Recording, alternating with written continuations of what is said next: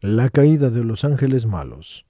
Así pues, proseguimos hoy nuestra catequesis sobre los ángeles, cuya existencia, querida por un acto del amor eterno de Dios, profesamos en la perfección de su naturaleza espiritual.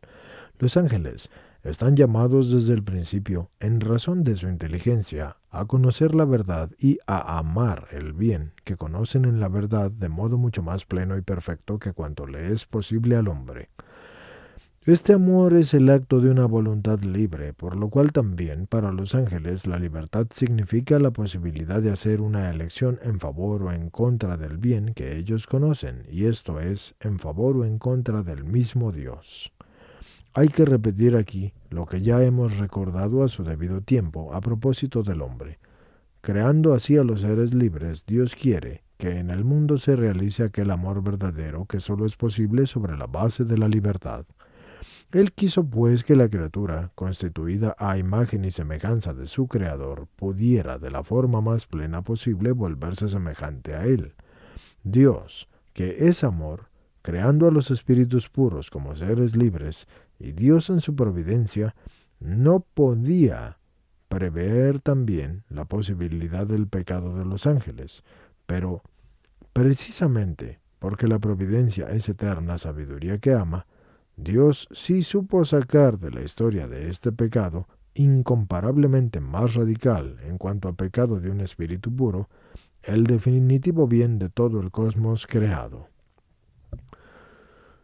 De hecho, como dice claramente la revelación, el mundo de los espíritus puros aparece dividido en los buenos y los malos. Pues bien, esta división no se obró por la creación de Dios, sino en base a la propia libertad de la naturaleza espiritual de cada uno de los espíritus puros, es decir, de cada uno de los ángeles. Se realizó mediante la elección, que para los seres puramente espirituales posee un carácter incomparablemente más radical que la del hombre y es irreversible, dado que el grado de intuición y de penetración del bien del que está dotada la inteligencia del ángel es por mucho superior a la del hombre. Ellos tienen un conocimiento pleno y total de Dios, por tanto, su elección es irreversible. Estimados escuchantes, esa parte yo se las he dicho, y hay otra parte que debo decirles. En el libro de Santa Catalina de Siena, que les aconsejo que lean porque también está en el canal, lo que es las oraciones y soliloquios, el mismo Dios Padre le explica a Santa Catalina que él sí tenía el conocimiento pleno y total de la división de los ángeles, pero aún así permitió esa libertad. Tenía pleno conocimiento de toda la disgregación que se estaba llevando a cabo, pero permitió esa libertad. Esto se los digo porque Dios Padre mismo se lo dijo a Santa Catalina de Siena, y él mismo le dice a ella que los demonios son sus ministros para, a través de ese sufrimiento del mal, llevar al hombre al bien, haciéndole conocer el sufrimiento y el dolor de la elección de sus obras cuando el hombre elige obrar el mal y no seguir los mandamientos de Yahvé. Eso está en el libro de Santa Catalina de Siena, que se encuentra también en el canal y que les sugiero leer, y se los hago en mención para corregir lo que el Papa dice un poco más arriba, cuando dice que el Señor Dios no podía saber sobre la disgregación de los ángeles, porque es el mismo Dios quien hace saber que sí lo sabía, pero el Papa, en su entendimiento humano, confiere el hecho de que cree que no lo sabía. Habiendo hecho esa aclaración, e invitándoles a leer ese libro, continúo con la lectura. Durante todo el libro, y les digo esto, hay varias partes que yo les estoy complementando que no están escritas en él, y también hay partes que estoy corrigiendo porque están escritas en una forma en la que no serían comprensibles. Pero en vez de decirles cada vez que lo hago, lo irán sabiendo a lo largo de la escucha de este audio, aquellos que decidan poner este escrito con ellos, es decir, adquirir el libro o entrar a la parte de la iglesia donde esto está escrito. Ahora sí, continuando con la lectura.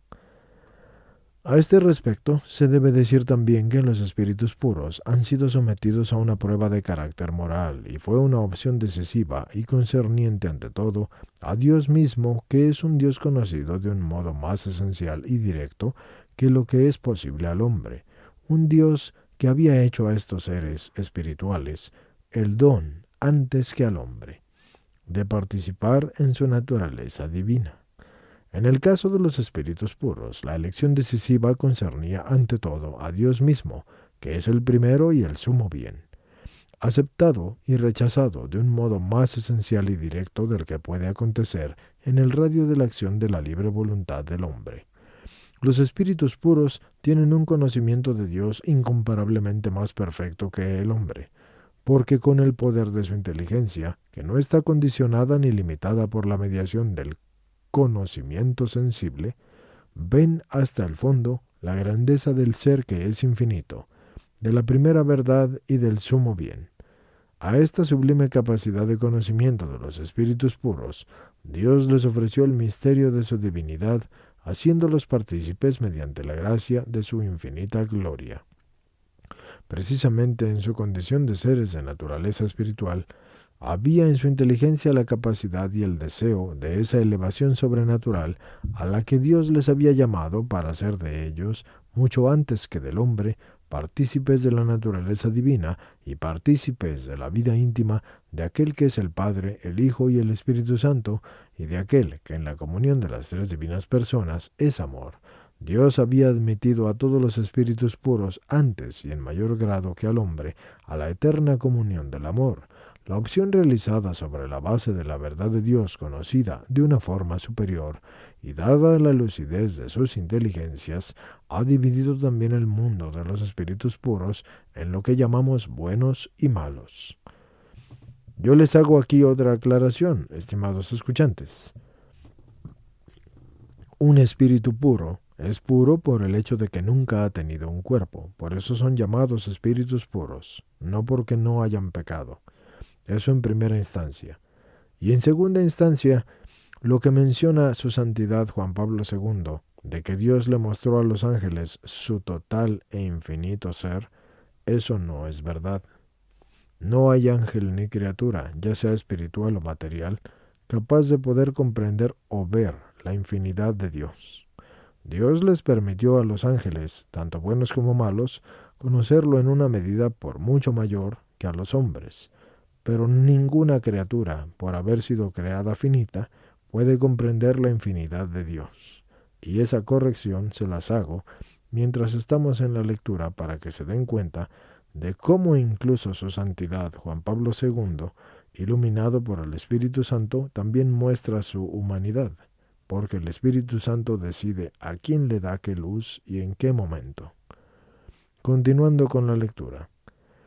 Los buenos han elegido a Dios como bien supremo y definitivo y conocido a la luz de la inteligencia iluminada por la revelación. Haber escogido a Dios significa que se han vuelto a Él con toda la fuerza interior de su libertad, que es una fuerza que es amor, porque Dios se ha convertido en el objetivo total y definitivo de su existencia espiritual. Los otros, en cambio, le volvieron la espalda a Dios contra la verdad del conocimiento que señalaba en Él el bien total y definitivo. Han hecho una elección contra la revelación del misterio de Dios y contra su gracia, que los hacía partícipes de la Trinidad y de la eterna amistad con Dios en la comunión con Él mediante el amor. Basándose en su libertad creada, han realizado una opción radical e irreversible, al igual que la de los ángeles buenos, pero diametralmente opuesta. En el lugar de la aceptación de Dios, que es plena de amor, ellos le han opuesto un rechazo inspirado por un falso sentido de autosuficiencia y de aversión, e incluso de odio, que se ha convertido en rebelión.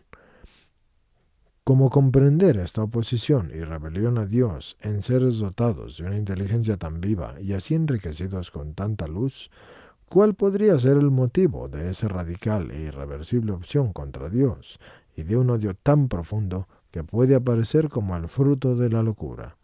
Los padres de la Iglesia y los teólogos no dudan en hablar de la ceguera producida por la supervaloración de la perfección del propio ser, que está impulsada hasta el punto de develar la supremacía de Dios, que exigía en cambio un acto de dócil y obediente sumisión. Todo esto parece expresado de un modo conciso en las palabras «no serviré». Está en el 2:20.